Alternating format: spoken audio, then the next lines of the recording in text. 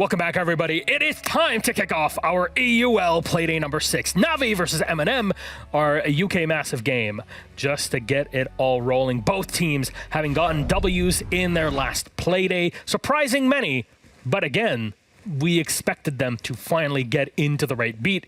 Last Playday was a big one for both of them. How about we start off with Navi? For this, welcome back to the desk, by the way. I'm Milosh. This is Ace and Fresh. And Ace, I really want to ask you about the squad. What are they set to do today? Because they pulled a massive surprise last Playday. They did, and what I love for Navi at the minute is this is a roster that's seen a couple of changes. For me, they're really starting to find their feet now in the middle of Stage 2, getting things locked down. Skiddy Thunder particularly going pretty well. I know Thunder's rating's a little bit low there, but he's had some really impactful moments in rounds that aren't necessarily shown up by the figures in front of you, so I wanted to give him a shout. We've also seen Blur waking up a little bit, Nathan getting the frags. You know, there's plenty for fans of Navi and this roster to be excited about. I am very excited about this roster. Are you? Yes. And? I'm very excited about this roster, and I thought that particularly Kayak in his interview last week gave a really great interview, a lot of insight. So I've actually prepared a little telestrator on Navi because I was that impressed about them. Well, so once again, I'm going to scoot over, I'm going to go back to this position, and you'll see me on the camera as I'm nice and dark here. There I am. Hello. Hey! Now, Navi last week against BDS, they went up against a team that is known for doing default things, and Navi out-defaulted them, and that is no criticism whatsoever. So what you're going to see here is you're going to see the bomb site of Aviator and Games. Now, it's in 2x speed. They're not just little ants running around.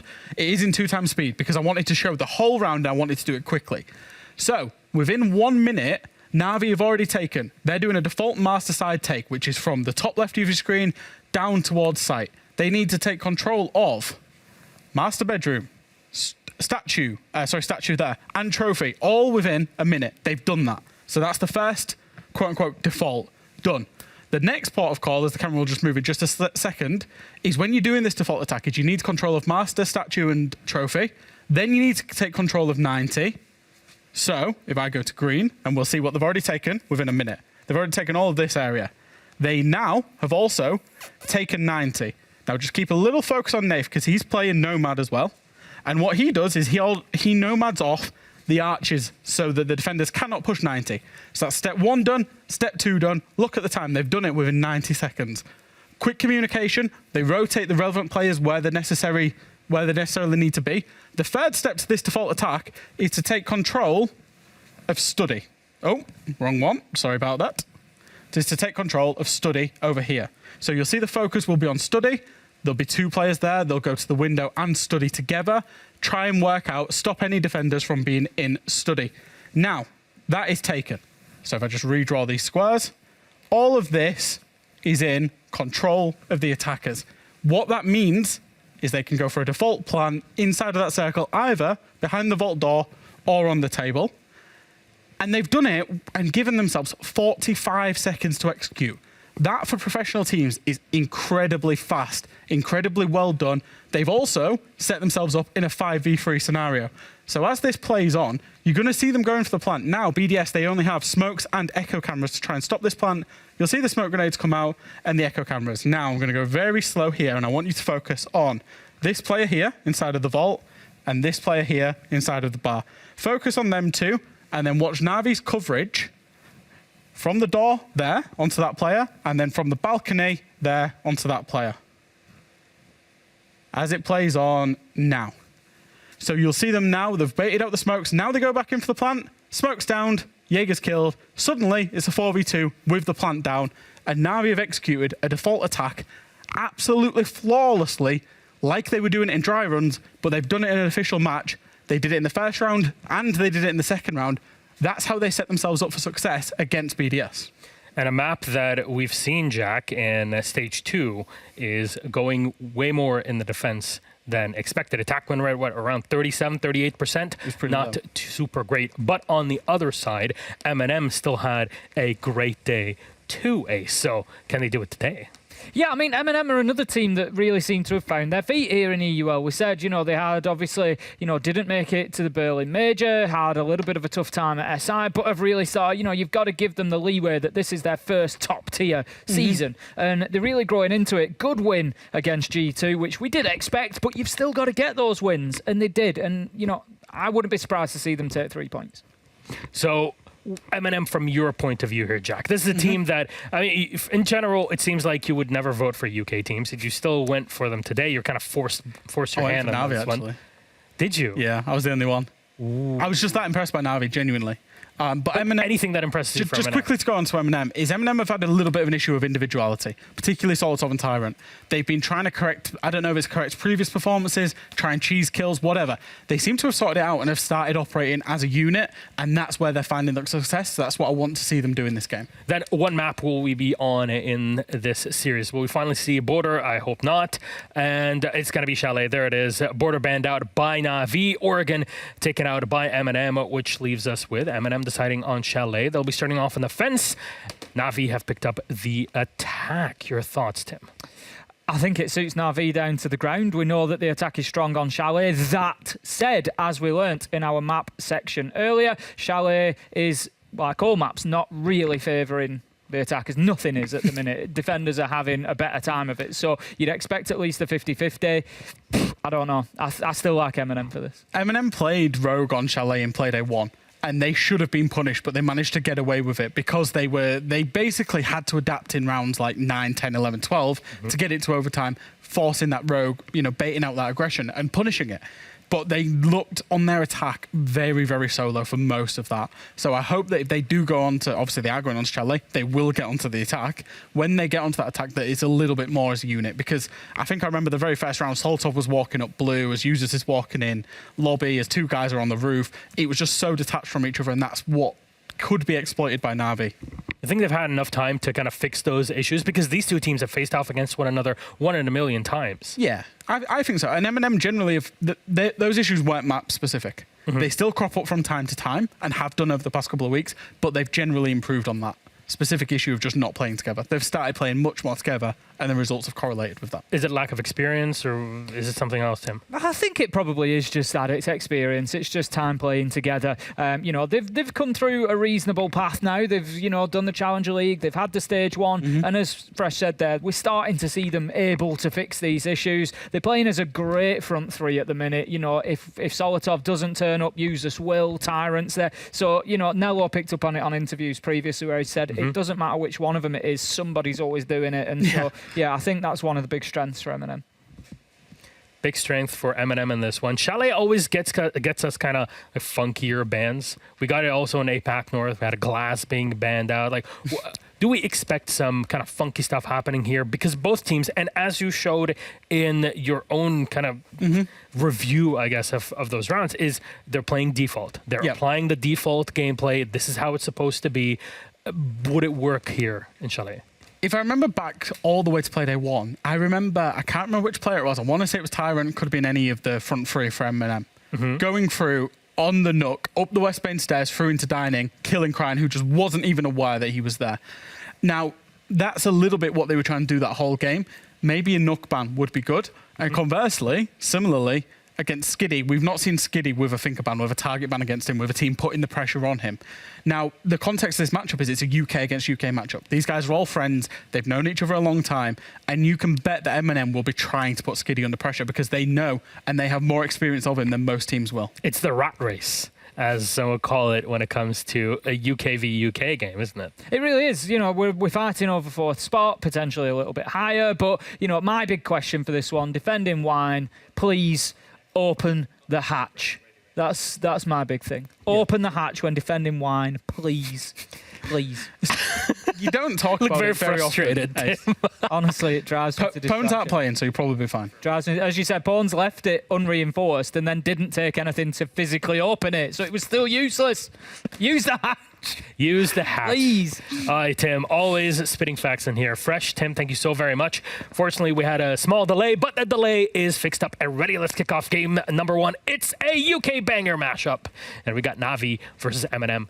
That's for Hap and Emmy on the side to take it. Enjoy. Thank you very much, Milos. Yes, we're back. We are cleared. We're able to be here in what is actually, I know they said it on the desk, they all know each other. Yeah, 9 out of 10 of these players have played for MNM or are currently playing for MNM. Only one of them hasn't worn the jersey at one point. They're pretty familiar. Indeed, we'll be pretty familiar. And MNM, of course, first they were that talent academy, you know, getting players into EUL. And, you know, they decided this time around, let's just stick in it. Let's just play that season ourselves. And let's see how far we can come. After, of course, they went towards the 6th Invitational. Now, they haven't been able to go to an actual major yet. After that, that will be their goal. Same will go for Navido. And as we head over towards Chalet, it is again going to be in sort of an important matchup. Like, 4 play days left to go. If you win here, first of all, you take 3 points your opponent won't get, but also get a head up on the actual race towards that top 4. Because Navi just currently in it. MNM is sitting on the equal amount of points. Yeah, important matchup. I mean, okay, I think we have to look at the sort of grander picture of this. Is this technical, including today, 4 play days left, which is a total of 12 points. 12 points. And you're looking at the top team, Wolves, are sitting on 15 points. The lowest team, Secret, sitting on 12 points. It's all still technically within reach, technically. Yeah. Today we might get a big break, and that big break is from the 3rd, or the 2nd place even, 10 points of Rogue, down to 7th place, 7. Everybody is very close. They're all a win away from potentially making it in, except, of course, GT, Poland, and Secret. Those are a bit further. As the bands continue on, that's the next band we've talked about before. The Izami gone off the board as well, just like the Valkyrie. Don't speak about Thatcher. Always gets removed nowadays. It's it's for the last couple of years already. Doesn't see that much play. And we're headed on to Chalet. And yeah, the grander picture, everybody is so close. You really want a full-time win here. You need those 3 points because that just puts you in a better spot, puts the others in a way worse position. And as we get going, round 1, Emmy, kitchen and dining first up for M&M. Whoa, let's find a trip there. There was a fun statistic, and I apologize, I can't quite remember who posted it, but it raised the question that Chalet as a map in NA, apparently Bedroom has a 0% success rate. In NA, not in EU, and it's just a curious, fun Chalet statistic. I thought I would throw up into the air, and I guess that's some of the shape of this map and how you're obviously, you know, you're looking towards them as a league, you're looking towards them as a position, and how you try and put that fight in. Which one?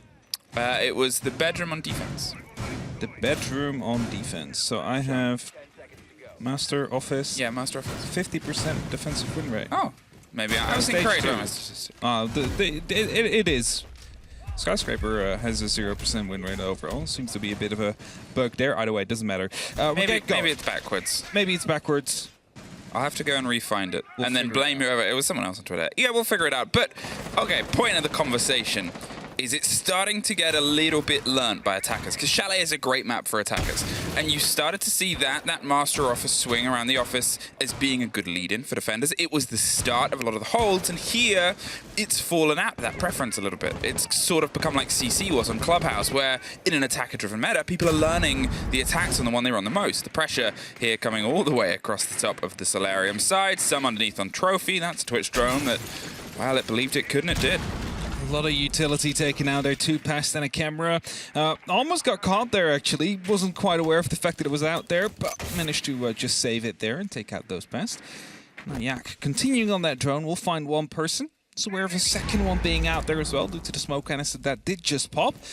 This user is receiving some grenades from below. It's not taking too much damage, though. So, a lot of utility being used in this very early minute here. Twitch drones, grenades all coming through, but no one really taking a big hit here. Bit of a hold, a bit of a wait, as we start to see Na'Vi try and structure themselves towards the site. There it is. The first fight breaks through. Skitty finds a grenade, hunting at the same time, and suddenly they're inside, putting the pressure directly round onto the chassis itself. Neo is in a blink of an eye. All that's left, and another blink later, he is not left at all. Na'Vi suddenly found a swing and a hit, and maybe Fresh was talking about something proper on the desk before when he broke down their ability to close down on attacks like that. Yeah, for sure, and it was a very orchestrated attack coming through there. 2 kills coming in at the same time, and of course those could be partially a bit of luck factor that they come together at that very same second. The grenade popping up from below at the same time. The swing coming through onto the hallway door, both picked up in favor of Na'Vi. You find yourself with a 2-minute advantage, and 30 seconds later the round is over without taking a single loss. Na'Vi, good first start on the attack here, and as we're headed towards the basement, they can potentially continue. You know what Ace said, by the way, for the defenders? What'd he say? Make sure that hatch is Make open. sure it's open. You don't want to I had come to up explain there. that to my stack. I said, if Tim This is interesting. partially opened, It's not fully open, but it gives you the angle. Yeah, and it doesn't allow them to drop, so they actually would have to open it up if they want to go for a drop. But it still allows you to challenge underneath it. So you might still be able to stop the plan that way. Oh, never mind. There it is. I was going to say, if you're putting the mirror window up there as well, then you assume you want that as an escape because you want to try and play that territory, but rotating around on Chalet is something that can be done. Okay, Na'Vi, a great first swing here on the attack on Chalet, and you know how important this game is because we talk about 12 potential points remaining. We'll also point out the fact that you are in 4th currently, MNM are in 5th, and your remaining games in hand, Na'Vi is Wolves, Heroic, and Rogue, the top 3 teams. So if you have any hope of trying to take the fight to them, you've got to start it here with at least the one team you've got left that's currently beneath you here. The pressure is going to start over West Main. Nello's just getting some drone intel ahead of the swing of Solotov, give him some potential. They're looking for a bit of aggression, and they're trying to find it on the little cuts on the windows, but they're not quite fully cemented, and they just pull themselves a little bit back as the pressure comes from multiple angles. Trying to go a bit aggro onto the defense here. They don't quite want to give it away, and that's Tyrant with the very first kill. Naved picked up, and rightfully so. Just drone coming in. Oh, it was a hack drone. All right. So thought they had some information there, able to punish on it straight away. Mirror window gets popped. Was that by Mozzie? I think it was. Did Solotov open it and then just drop? Yes. Okay, but because assumed there was still not a player there, so I wasn't quite sure. It does obviously give you the ability to swing around from the main stairs if you want to take that. Neo can try and apply some pressure, or Tyrant, obviously, who's loosing around. They felt the breath down their neck from the opposite side, from the side of Trophy. So instead of giving them a locked wall with a mirror window to watch, remove the mirror window, because you know they're going to be taking over dining. They cannot have anything else that means they then also cannot try and rotate back in from the big lobby stairs. Blur. Oh, there's just a bit of a C4. He outpaces, doesn't quite get the catch on the kill, but now he's tucked in on the hatch, and there's that pop mirror window that means he has to play it a little bit more cautiously because he knows he could be caught. Next one opened up on the back of the snowmobile as well, so they can create these long angles towards Thunder, towards Blur. But with Tyrant still up above, he's going to try and hunt this player up above the hatch. Gets the headshot somehow as he tries to trace back after not hitting it in the very first attempt. Thunder here holding this breach, doesn't know someone has jumped up, and this actually allows him to retake that top floor, retake that hatch. And as these grenades get tossed in, they are afraid of it. A fadeaway headshot. The Echo drone's trying to get a shot off, and there's a bit of a trade out in the middle of the site. 40 seconds, and Users finds one more. MNM have that response. One apiece, locked in down on Snowmobile after the back of some pretty fun, frightening roaming. Good calls there indeed. They managed to get that very first kill on the roaming, then decided, you know what, it's time to fall back. What confused me with the mirror window was because there was 2 players and only one fell back. I was like, surely the second one has to go back now as well. So as you said, the reason indeed is to make sure they don't have that mirror window to defend with. And they left that as well. And the retake, Tyrant, I don't know. He just starts spraying. He expected him to be a little bit closer towards that window. Not the case. And as he fades off, he gets that final kill. It helps. That's for sure. Echo Drone leading in with some of those stuns as well, allowing these gunfights to be a little bit easier for the side of MNM. You're now 1-1. Equalized that score as you see it on the replay here again. Gets a ping. It's not quite correct. Falls back. And finds the headshot as he doesn't. Now, as we are in games, the top 4 is going to be quite crucial again. Hatch there is able to deny any of the jump-ins from the big windows, stop any of those plans happening, for example. But at the same time, it's something we've seen from NA many times before, is the push through the basement.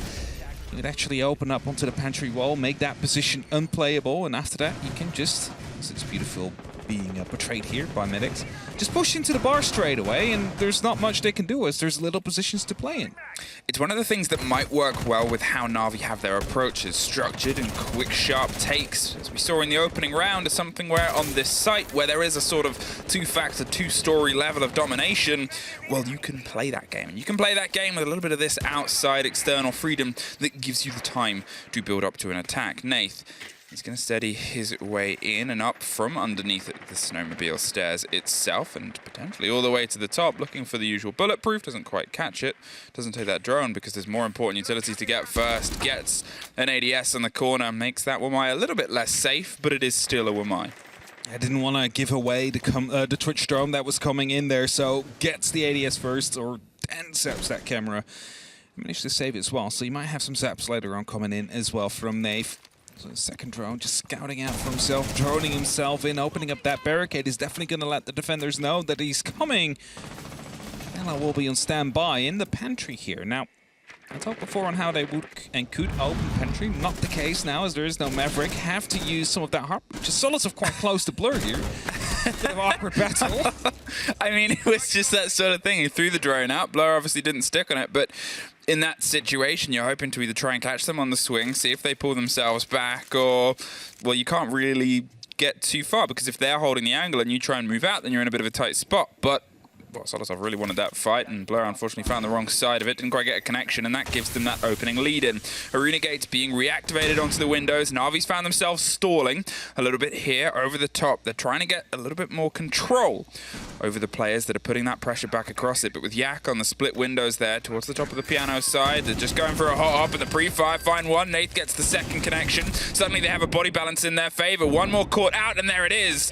Skitty gets themselves picked back up, and then the stroke and a swing, they've got this control of the top. Usus wanted to retake it, loses his life out to Skitty with the triple, leaving just Neo left, trying to drive his way around. You assume it's going to be watched, and it is. Nath has that lock in, and I said they could strike sharp. They even did it on a bit of a back foot there. Did it on the back foot, managed to take that the library under control there. Still kind of confused that suddenly everything shifted in their favor, and after that you see the MNM players trying to go more aggressive. They lose 2 players, they still continue peeking to try and bring back that body balance, but Na'Vi well equipped to deal with it here, managing to pick up their second round as well onto that bar site. Now that is 3 sites played, 2 won by the attackers and only 1 by MNM. Kitchen Dining is coming up next. One they struggled with as well. You see Skitty just jumping through your laser gate. I mean, you are, you can heal yourself back up. It's not that big of a deal, especially since you get a bit of a surprise factor as soon as you jump through. Yes, it gives the information, but if you toss the flashbang first and then you jump through, it's like 2 seconds of delay, giving them more chance to prepare. But more importantly, let's see how they will adapt, how they will change their current setup. So flawless is the way it was led into by Na'Vi. They surely don't want to have that happen again on the side of MNM. They need to lock this off with, let's say, a 2-4 or 3-3 scoreline for MNM. You want at least 2 on your defense. I think one of the things that can play against them here is that they're not the biggest stretch on Chalet, these 2 teams. It's not a map that they come to with a lot of preference. It's not a map that they generally put in some of their bigger performances. The fact that Oregon was almost where we went, which was where the 2 teams actually met in the first split, and the only player difference there was secretly for Skitty, with secretly being the only person who didn't really get his teeth in. So Skitty, a little bit eyes on this game, because if he can be a difference maker, I mean, it was a 7-5 last time round to the side of MNM. And here's Skitty making that difference almost instantly. The grenade is going to go onto Tyrant's feet. Does get the catch too, and I said he could be big, but he's going huge. That could be a top play of the week already. Just gets in, gets that first kill somehow. Tyrant unaware of the fact that Finka just got a kill right below him, and a grenade could be coming up next, especially if a shield there. So double kill coming in, absolutely big from Skitty there, and that is going to be putting Na'Vi onto a giant advantage here, trying to retake this site yet once more, trying to make sure that they get yet another round on the board. And as he's starting to attack horizontally now, there is still 2 players up on the top floor, but eventually it won't matter if they manage to get the site down. Well, here comes this flat pressure now across the side. The big bows of Lobby are starting to fall, and Skiddy with the perfect lead in is something where maybe they were taken a bit by surprise, but it gives Na'Vi so much time to do exactly this. Start to structure themselves on this approach, see if they can try and put the pressure onto box itself and then dig it in. The players are gone. They've pulled themselves as far back as possible. Users in the bathtub, Neo on the bed, or just tucked behind it, and Nello the only one onto the site itself. How long can they hold on for? Because they're about to have the onslaught of Na'Vi. Neo holding a tight angle there onto the balcony, hoping to find one as they move in to bring that body balance a little bit closer. Zach's pushing in first with a diffuser here. Could be a bit detrimental if he falls. Neo's falling back just in time as the window gets opened up onto the solarium. As uses that, is dug into the bathroom here. Is about to be distracted here. Finds one kill. Hopes to go for the second, but Blur gets down to about 5 HP. But the diffuser has been dropped, and that's huge. Now they're going to see if they can just hold on to the backside. He's got himself tucked into a new corner, but not for very long. Skiddy with the triple for the round. The fight there over the trophy window. Neo's just able to slip and slink his way by, but he's still trying to apply some pressure here. He wants to catch them before suddenly everybody's trying to catch them from behind. Look at the time, 30 seconds. They've got to see if they can try and drive themselves down a staircase. It's currently smoked off and locked in. Blur might be the huge play from the opposite side. Do they know Neo's there? They do now, and he's going to find himself a new route out. Drops down, rotates around. It's a 3 versus 1, and they know he's underneath. They're going to pick up the kit, a handful of seconds, see if they can get it stuck down on the hard floor. A quick bit and swing of momentum as Neo comes up. Watches for the first fight. They're swinging either side. They're not quite able to get the lock in with the UMP. There's at least a huge take onto the split on the opposite side. A post plant, 2 versus 1. Barely any health. Has to try and slink his way around, but can't find the corner. Na'Vi just about lock it out. They just about do so indeed, but Neo dropping there inside a trophy, that was a difference maker, because as soon as he dropped down towards that basement, it's a 4-on-1 or a 3-on-1 for the person left on site. You're just going to be overrun. They realize this well. He's in basement now. He doesn't have a C4, it's a castle. We can just start pushing towards the side. We get that bomb down, and at the moment he's coming back up, we have our job done. That's exactly what they did. They held the rotation, made sure he wasn't able to get back inside and stop that plant from happening. And thus a 3-on-1 on the board now. Na'Vi is expanding on their lead, but this is how it all started out. Skiddy with that first pick finds Solotov just wandering about.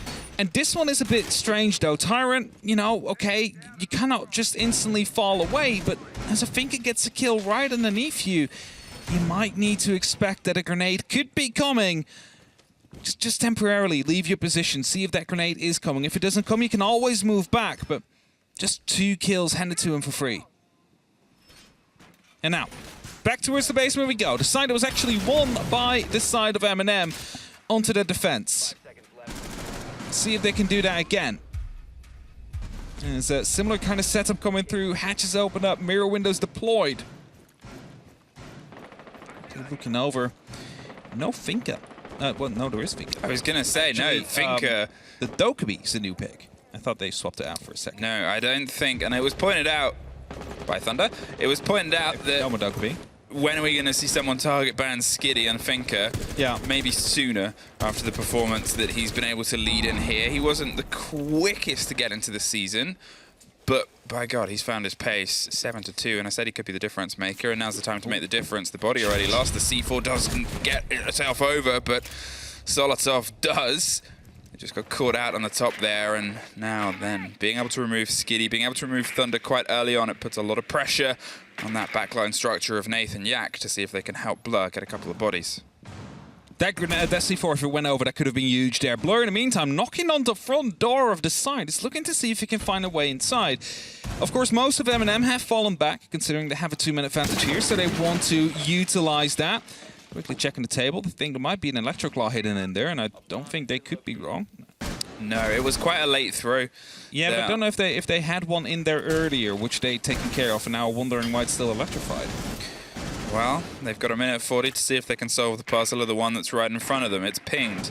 The reveal on the drone. It's going to be a little bit of a grenade roll just underneath. Should catch that Banshee as well. Yak takes the damage to make sure they can get it popped in time. Uses has to pull himself around and throws the claw into the second one. This one will at least stop and catch this. There it was. It was thrown just before, as we saw, and that means they have this singular point of breach to at least trade off. Nath finds Solotov after he's already found his second for the round. Blue's a bit dangerous, a minute 10. Look at the slow creep over the top. Tyrant, he's making a very steady, calm rotate towards the control above that power point of the hatch itself. The slip through, Nello providing all the intel that he can, the swing, the pull, the reveal, the drop of the camera. Do they know the plant's going down?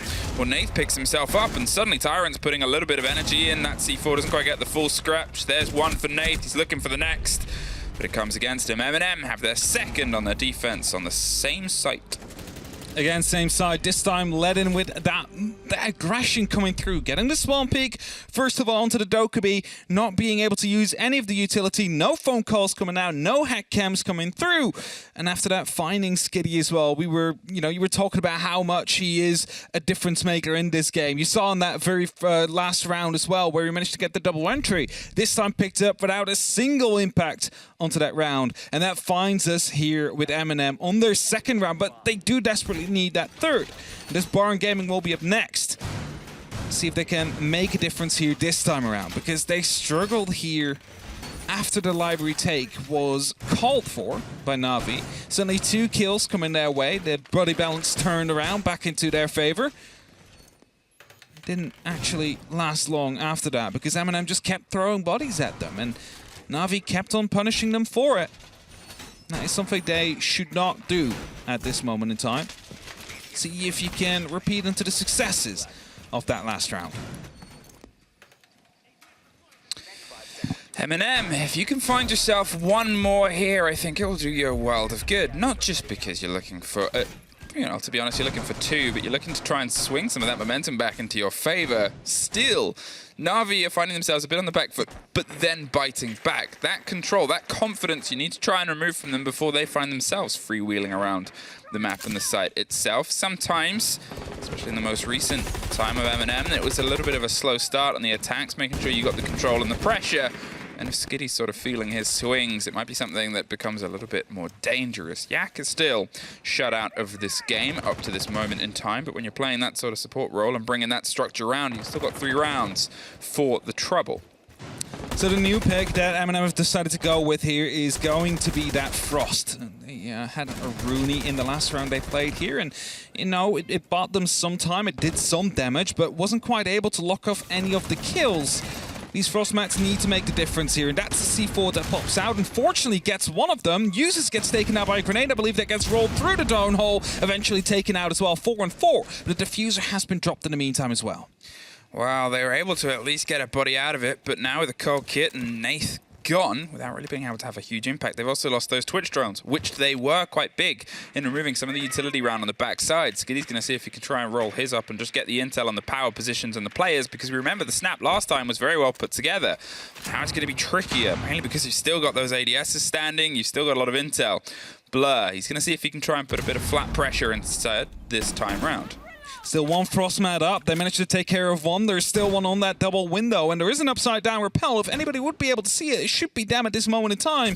The other one, of course, near the balcony, but no one seems to be coming that direction as of now. It seems to be a 4-point push as Blur looking in to join in from the top hallway and one onto the balcony outside as well. Well, Tyrant, he's tucked behind the shield round on Pillar, waiting for the swing onto the window. Blur's giving them some width now. He's sort of played his hand and shown it, and as that wall gets popped open, Tyrant, where can you go? Kind of nowhere, because Skitty's round on the backside. Solotov tried to save on, but couldn't quite get the full connection and instead pulls back. A difference last time where MNM tried to throw themselves back in. The heal comes out across the board for Na'Vi. They have the man advantage, they have the kit back, and they have the pressure from above. Solotov, he gets himself a little tuck-in corner here round and hopes some pressure comes around on the stairs, but as you see, Thunder tries and gets himself positioned around on the hatch. There's just some angles. Na'Vi, they're making use of their time for now. Neo, he's waiting for this open glove for the catch that might come through as Na'Vi prep themselves. The last bit of drones roll out, try and get the catch on the MNM players. They might have just seen one underneath this hatch. They're going to drop and see if they can get aggro. Nello, he's holding on. He's ready with a shotgun popped and locked. There's one. There's 2. Double stacked round. It's over towards the door itself. The pressure's on the corridor. There's only a second left. Finds 2 out the door. They can't quite get the connection with the last man. But MNM just lock it down. Nello made the right decision there, Amy. At that moment, he was looking at the hatch with the SMG-11, and he's like, but what if 2 people drop? Let me just grab my shotgun, and as he grabs it, pumps it ready to go to start dropping through, and that's where they lost the round on Navi's side, because there's nothing they could do. They could not reply to that English shotgun. If you believe in it hard enough, it's always going to be that one shot down. You managed to get 2. Suddenly, everything turns into your favor. And yes, it was a 1v1 on the end. However, not enough time to cover all the ground that needed to be covered. And that finds us in a 3-3.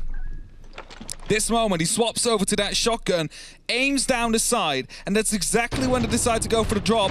Finds both of them. Just a single shot fired in the meantime from that Finka towards his feet. But it didn't even connect. So that might have been, I mean, you know, nobody siege timing is a bad thing. That's kind of the right thing. Just the right moment to swap towards your shotgun and aim at that hatch and think, what if it is more than one? With a 3-3 half, and at points it didn't really feel like it, but that could as well just be because Na'Vi were on their attack. Now the pressure, to be honest, is on them, on their defense. You always generally struggle with your defense here onto Chalet, and it's making sure that you can carry that across. As I said before, that round probably had more importance based on the momentum than anything else. 2 fresh blood players that fell into the lap of Nello is going to be something where, to be honest, on the side of Na'Vi, they probably feel like they should have and could have won that. And they've got to try and shake out those cobwebs and bring it back round here for the hold. Starting on bar, a quick bit of pace from Nello, the Flores drone, just getting all the read and the intel on anything that might be tucked behind that window, but outside of an Aruna gate, nothing to be found. Would have been better to actually jump that drone inside the Syria laser gate. Just open up the barricade yourself after that. Actually would have taken care of the BC utility there. Unfortunately, not the case. And with 2 minutes 15 on that clock, surely they can get rid of it. They also have Hebana on the board. Sometimes we actually see these Excaliburs being used to get rid of the Syria laser gates. Of course, you have 16 of them. You can shoot them per 2. So if you're not using it as Heartbreach, it's a good utility to actually get rid of Syria laser gates whilst being able to still flash people with your actual stun grenades. A lot of pressure and flashes are being put over the top, but there wasn't anything too drastic in terms of a body trying to get some revenge. Yak's on the far side, the slow creep round. They know that there's a player tucked in the corner. Lalo's going to force them out with the Flores drone, and then hopefully somebody might be in a position to catch them out. They go out of the position, down the hatch, and well, they were tucked in enough, nobody could get them. Blur is now the last one standing on that top hold, with Yak giving them a little bit of width here. He's hoping he can try and get a swing onto the balcony itself as soon as someone tries to pull some pressure, but MNM still aren't really playing their hand. As I said before, they are quite slow and steady with their setups here. They want to do it on a step-by-step process and make sure when they go for the move's going to be made, and it's buying Na'Vi a little bit of anxiety time, but also time. Time is slowly starting to tick down indeed. Just 75 seconds left on the clock to go for here. 65, excuse me. Yet there has been not made single progress by MNM. Yes, of course, they've eased up the library a little bit, but there's still 3 players ready to strike as soon as they do. As Tyrant is up again on the balcony here. Takes small amounts of damage. It's actually being swung by a secondary door as well. Doesn't know the player is further up the stairs now, and as uses his hunting, someone snuck into the office. Oh, he's gone right past the man. Tyrant's been able to tuck himself in, and that allows this, the trade out, where suddenly Yaki can't, but he does just find the connection. Lost the body on the stairs itself and is able to at least get the revenge, but it bought them a false sense of security. And now it leaves about just 30 seconds. Nello, he's got the kit. He's got to find his way through as the steady work starts to come across the top. Na'Vi, well, they've just been on the wrong side of a 4 versus 3 attacker sort of collapse here, and they're going to see if they can try and right their wrongs. As I said, it's a big blow, but the first might come to the man in the position that cost them so dearly. But look, 5 seconds. They've still got to try and find this kid down, tucked in over the smoke. They're not going to have enough time. They got to find a new location. It's just hold F and hope the cover comes through. They can't get the full connection. Oh, it's an ace for Yak! What a play that was! He just snuck by the Hibana there. The Type 89 went out of bullets, swaps over to the pistol, finds both. And Na'Vi, they hold on. Na'Vi will be able to win that round after it looked so dire for MNM. Almost no time left on the board. Had to force the execute. The smoke canister forced them to replay that. And somehow still come out on top here, Na'Vi. 4 on 3. Wine Cellar up next. That must have been too close for comfort, but they won the round, so they say, let's go next. Oh, Oh, it couldn't have been closer. No, definitely couldn't have been. That almost would have gone down here as well. First of all, okay, this is unfortunate. Just so much HP being eaten up by those walls before he finally swaps over to the pistol. It's actually 3 kills with a pistol for Yak in that round. It's the fact that first kill sort of happened because they slipped by where they thought Yak was. Oh, just the swap round. Killed a man through it, Yak. From 0 to 5T in the space of a round. And an important one as well. So he managed to put himself on the board in a spectacular fashion. Wins that round for Na'Vi there. Now to head towards that basement. We don't see the same kind of lineup that we saw from MNM. No mirror windows, for example. Wonder what they did with the hatch. I mean, there is some reinforcements down there, so definitely seems like they want to hold it. Okay, has been reinforced off, so attackers will need to start attacking that just slightly for some extra battle cover.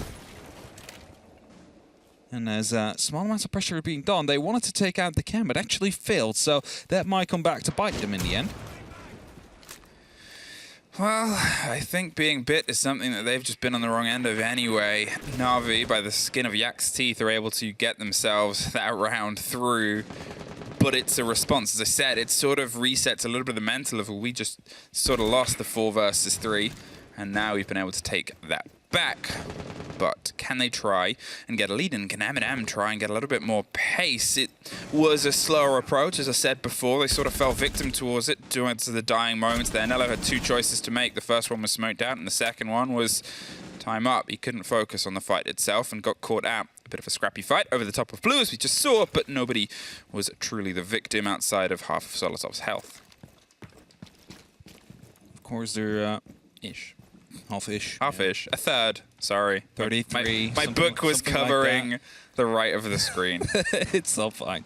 Don't worry about it. There's Nello trying to push first here with that diffuser. Don't really want to die, but he has to open up that hatch. So uses one of the exothermics, and if you might wonder why don't you just use the ace? Well, it is because you need 2 Selmas and only 1 exothermic. So it's better to use the ace on the actual walls itself.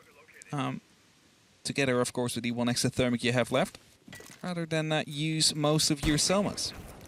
Well, they know the player's tucked in on this corner. They know he's wasting time. We saw the drone roll in behind him, and there's the drone that rolls in front of him, but he's got a shotgun, at least 1 more canister. This one, he might try and tuck himself back round and escape the shield itself. Solotov had a moment of going for it with the skeleton key.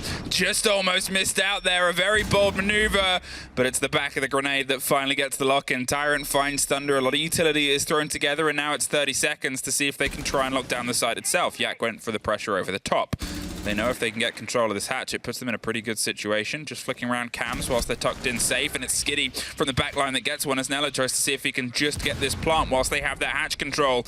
Nath, he eyed up the idea, but it's Blur that dives deep, and suddenly a post plant, and suddenly Solotov gets Skiddy the revenge round on the far side. Yak is the important play right now.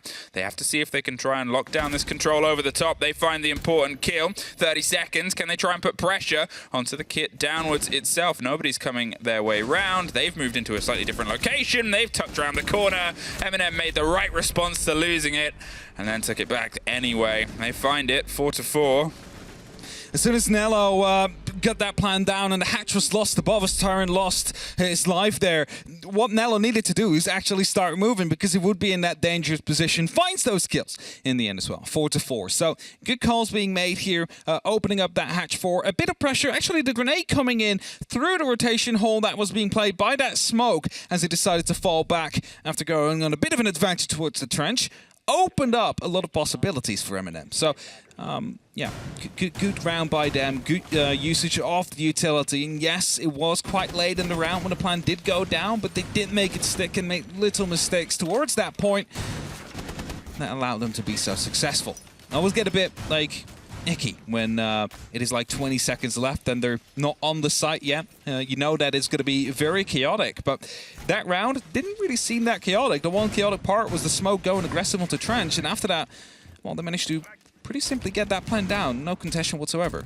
I think that was sort of it. They'd done the numbers it's better actually say, in doing the numbers of working out how to pull out that smoke.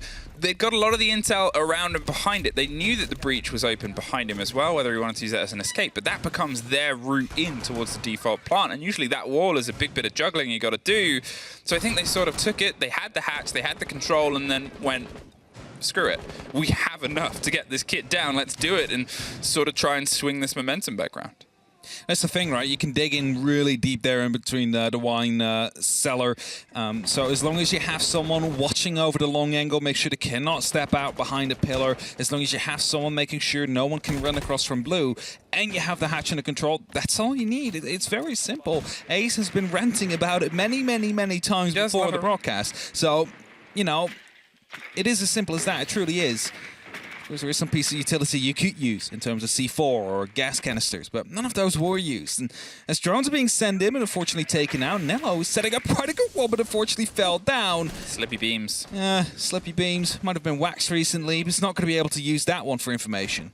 Blur rotates through the smoke and now finds him on the wrong end of potentially a buck. They're opening themselves up, and the Razor Bloom doesn't quite get the full distance, or maybe they did just want it on the lip of that rotate. I doubt it, but I mean, it's there now, and you can see Blur's going to see if he can try and buy some time in this situation. He's expecting some pressure to come through, and they're going to see if they can try and force him down into Skiddy's angle. Oh, the disc didn't quite activate in time. Perfectly cooked, just played to a pace, and now they've pulled the first player out. Should have tossed that earlier. I mean, you saw him 10 seconds earlier playing with the idea to actually toss up that disc. Didn't do it, and actually lost his life as a result of it. So unfortunate for Blur there to lose his life as the entry.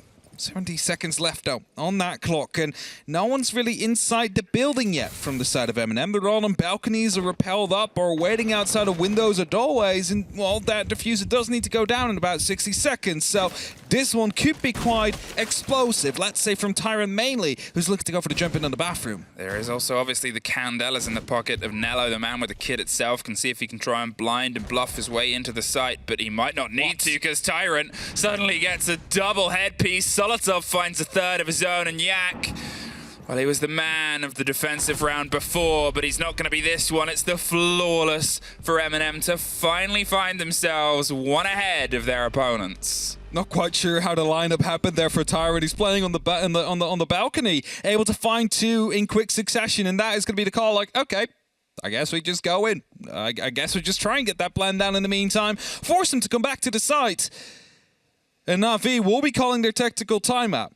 And I think rightfully so after how that last round went. I mean, Blur's slight mistake not tossing that disc earlier. I think he might have wanted to save in case of flashbangs coming in, but, you know, grenades often soon follow after, so it's hard to call on that one.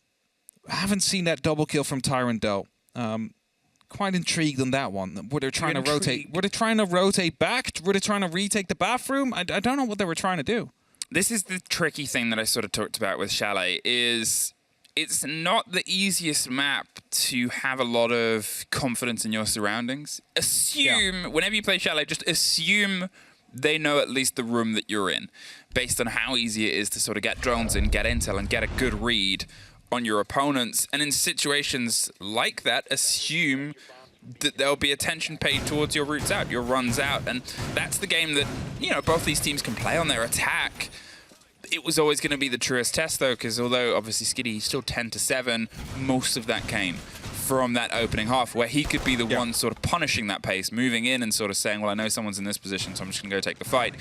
Here, when he's not quite as aware of where that pressure's coming from, that's what MNM are able to punish, and they're doing it in a very balanced route through. You're looking at obviously pretty much every player having an impact on a round. On the side of Na'Vi, sure, okay, there's only really Thunder that's a bit behind the pace, but remember that 5 of Yak's kills came on a single round, which got them the round win. It's not quite having that same 5-sided swing that MNM were able to do on their defense. No, for sure not. And if we just quickly look back at Skiddy, 2 triple kills as well into that first half. So that's 2 rounds where 6 of the kills come from. Still 4 in the other ones, though. But he needs to find that same pace onto the defense here. It's basically the same if we start looking at Spoits on Rogue. He's very good on the attack, but as soon as we head towards the defense, he's sort of dies down a little bit. He's not going to be as explosive, as flashy anymore as he was before. Skitty almost losing his life there. Also takes away a lot of the HP of Solotov, but loses more in his own process there. I was going to say, it's worth sort of looking at how he's getting involved in this early fight. There is a lot of pressure and a lot of presence on the basement hold, the cellar. Na'Vi's going for a full stretch and extension. They're trying to waste as much time of MNMs on the top floor because they've sort of read that that was the game that got them that early round alongside the ace. They know that they can slow MNM, so it's down now to MNM to see if they can try and do what I talked about. Get this vague information that can turn into this direct information and try and get some direct action behind it. The pressure pushes the players further and further away. You can see they've gone for the clear on the top floor as well. Users and Solotov are trying to make work on the opposite side towards the library and see if they can try and swing and get it across. Yak, he's a bit loose. Blur and Nath are there to offer some support, with Skitty still above. Still holding tight indeed. As Nath is trying to fall back a little bit towards the actual side. It's giving space to MNM. This is a good adaptation though. The hatch has been electrified this time, so also get the two walls or the one wall if they want to. On the other side, it's not the case, however, as the smoke's playing close yet again. Surrey laser gate this time onto the trench wall as well to make sure there's no quick aggression coming through. So, of course, that has to be burned out if they want to go for a bit of a push here. But as they cannot get that hatch now, they need to use the Maverick to get rid of it, or at least find a way in to send a grenade down to actually get rid of the Electroplant.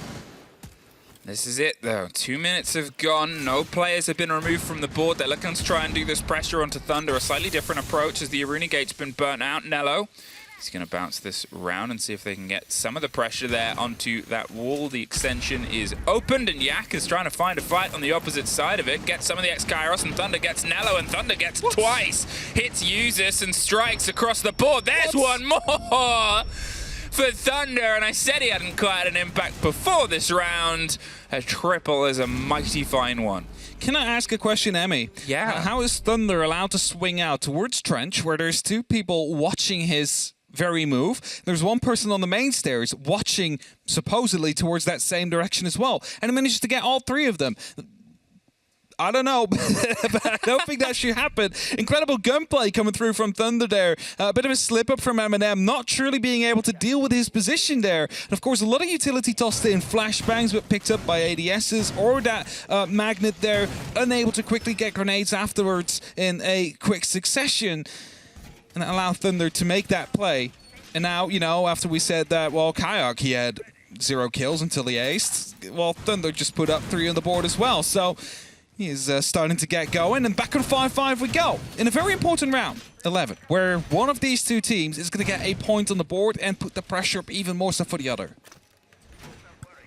It's that other horrible time where you talk about at the beginning of the game, you talk about at the end of the game, is how important points are and how this is really a 6-point game based on the fact of how tight the teams are across the board. From 2nd through to 7th place, there is a difference of 3 points. And right in the middle of that, 4th and 5th on the divide between going to Berlin and not, is Na'Vi and MNM, both sitting on 9 points. If you lose any of that, even if you get the win, if you just get the 2 points, and you have all these teams still floating around you within 3 points of you, that could be devastating with the rest of them still to play today, knowing that they might be able to put a bit of difference in even if you get the win off. I was going to say they can both be losers today. If this goes to OT and a 2-1 comes out for, you know, either of these two teams, let's say Na'Vi wins this one with 2, MNM gets 1. MNM has a bit of an easier run through for the rest of the league. They could both be out based on this result coming through. So both of them will want to go for the full 3 points, but neither wants to concede any to the other, as it should be. In this tough competition, a beautiful one-tap from Solotov, just waiting for the head of Nave to peek around the corner, finds it. And with that, an entry kill on a very important round that we just said. A different approach to pressure here. They're going to force the player out quite early. That little line means that pantry becomes pretty unplayable. Sure, you can get in there, but you never quite know where's safe. So instead, Thunder has to tuck himself in. It just took a little bit of structural work, and it instantly pulls a weakness down onto the site itself. The cover of the smoke, the Flores drone gets caught out by the mute jammer just tucked on the other side of the window. They're not going to be able to force the player that way, but the player's still able to get his way out of there before he becomes a bit of Swiss cheese with bullets. Blur is tucked round, still on the top, holding on for as long as he can as a little bit more structural work's done. But if we throw our minds back, it was close, but they ran out of time. Here, they're able to find another one, and it was the man of the last time round here. Yak off the board next. Yak wanted to make sure that that staircase is not to be played, wanted to retake it to give some security towards Thunder. And as soon as he died, he moved back out of the pantry here, now playing closely around the bomb chassis, which is currently being haunted by many of these Retiro drones. But Thunder finds Solotov, then gets picked up by Neo from that one stripe line that we talked about so many times before, which makes pantry completely unplayable. Blur almost had a bit of a whiff there of a player, but they've pulled themselves back round. I think the reveal is, well, the site's quite empty, so if we can try and stick ourselves in, suddenly Skiddy's back on the boards, though. He's going to swing round, see if he can get himself popped over, but it's the watch of Neo round in the back line, protects the planter, and now a post-plant with Blur. Down from the top rope. Neo's going to get himself structured on this window. We'll hear the call, and we'll see the reveal. The pre-fire comes around the corner, a little bit more and a little bit more, but now they know where the player is. Well, it just takes the watch. MNM, the first to hit map point. One more round, but it's pretty tricky, this game. They managed to get 4 kills because they wanted to make a single Maverick line onto the pantry wall. First of all, we have Buck just waiting onto those blue stairs because they wanted to set up security. They wanted to make sure no one's down there. They find that first kill who's looking to rotate down into the basement. They then proceed to open up the pantry. They make a small line, which is just enough for the player to look through, but it's going to be very difficult to challenge for a defender inside a pantry. They move back because Kayak is coming in. Kayak wanted to make sure that that basement is under control, the basement is secured, so they do not have to worry about the line that's made in pantry. This is that first shot, by the way, that Solotov made. Beautiful first one tap onto Nave. Ah, filthy. But as soon as they find Kayak, they can freely play that staircase. No one is there anymore to tell. No one is there anymore to tell them otherwise. Unless they find that first kill onto the smoke player who was just trying to move out, Thunder that was, and then they find a second after the rotation back to try and stop that diffuser from happening. So 4 kills because they wanted to make that one line coming through. That is how important it was for that attack. And that allowed MNM to be onto match point right now. 6-5, a single point on the board. They will overtake Na'Vi just temporarily and will push themselves up into second place for now. And they can make it permanent if they find the next round to put themselves 3 up over Na'Vi. And with that, it would also overtake Rogue, who still are to play today. Well, that's the thing. I talked about it before. I said all of Na'Vi's games in hand ahead with the teams that at the start of the day were ahead of them. All of MNM's are the teams that are underneath them. If they can take the 3 points here, suddenly all they're doing is fighting to push the pack that's already below them further and further away. BDS, Outsiders, and Pones are the 3 remaining games MNM have. This is statistically the toughest one that they might have as the lead-in. BDS, they're only 1 point behind Na'Vi, but it's still a technical 1 point. And this is their best chance to really start to put a bit of a distance here across that core swing of the board. Yak, he might be the problem that comes and haunts itself a little bit later. Neo's tucked around on piano window. They're getting some of the control here over the top of the shield, the burn and the pressure towards, once again, a heavy hold here. No one pretty much in the site itself. There's a spray through a window that Neo didn't even recognize it. Oh, no, he didn't. He didn't even realize if Kayak would have wanted, he could have gotten a free kill onto Neo there, but he dropped down towards the west main area now. Solotov is looking through it, though. He's like, hey, this has been opened up. I'm pretty sure that was not our thinking Neo that did that, so let me be quickly getting on that drone to find out if someone is out there. Steady control and intel. They're going for the lobby side this time round. They're going to see if they can try and go for what was the first take and the pressure. Skiddy's still tucked him around in the corner. Some destruction starts to come round. Looks for the fight. Finds it. Neo knocked off the board. The first take and scrape is on the side of Skiddy. The first time they've had a lead in here around on this site itself. And now it's down to MNM to see if they can bite back. And it might be Tyrant. Creeps round, gets one inside the site. Looks to see if he can find the second. It's the hatch from the top down. Tyrant, he goes for 3! Tyrant bites and fights his way across the site itself. Skiddy, he's still in a vertical position, but he has no real line of support. It's dangerous, made much worse, made impossible. MNM take the 3 points just at the tip of the wire. Tyrant with that ending kills. drive them to a necessary 3 points. Tyrant indeed with a massive triple kill. They lose that first engagement by the last round of a burst, hitting the head of Neo on that Finca, and Tyrant decides to...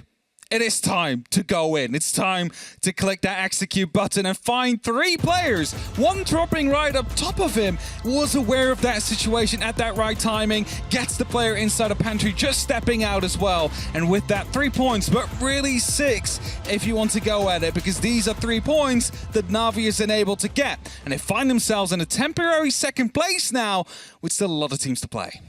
Well, it's not just a lot of teams, it's Wolves, Heroic and Rogue they have, so they're going to be eagerly watching their games later. But first, a break and then a desk.